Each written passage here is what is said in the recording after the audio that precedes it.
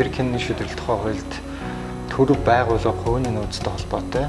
За насан туршаагүй ялагддаг шүүгдэгч болон 18 насны төрөөгүй хохирчтой холбоотой түнчлэн гэрч хохирчийг хамгаалах тухай хууль зааснаар хамгаалтад байгаа гэрч хохирчтой холбогдох болон эрен сурвалжлах нууц ажиллагаа, мөрдөн чарлах нууц ажиллагаатай холбогдох шүүхийн хэлэлцүүлгийг хэсэгчлэн буюу бүхэлд нь хаалттай болохоор хуульчилсан байдаг.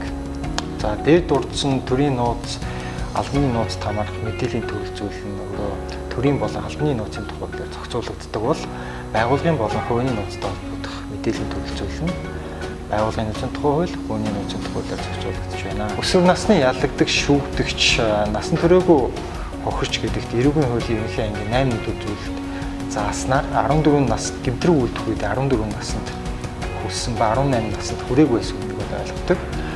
Харин мөрдөн шалгах нууц ажиллагаа, эрен сурвалжлах нууц ажиллагааны явцад олж авсан нотлох баримт гэдэг нь прокурорын зөвшөөрлөөр нууцаар явуулсан ажиллагааны үр дүнд олсон нотлох баримтыг ойлгодог.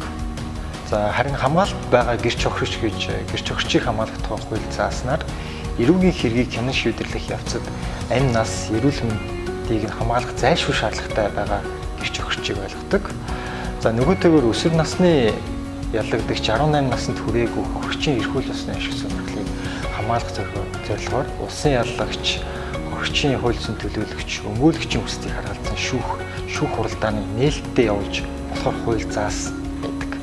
Энэ утгаараа эрүүгийн хэрэг хянан шийдвэрлэх ажиллагааны талууд шүүх хуралдааны хэсэгчлэн эсвэл бүхэлд нь хаалттай явуулах шаардлагатай гэж үзвэл прокуророос шүүхэд шилжүүлсэн эрүүгийн хэргийг шүүгч хүлээн авснаас хойш 15 оны дотор энэ талаар хүсэлтээ гаргаж шүүхийн өрсөн хэлцүүлгээр хянан хэлцүүлж шийдвэрлүүлэх эрхтэй байдаг.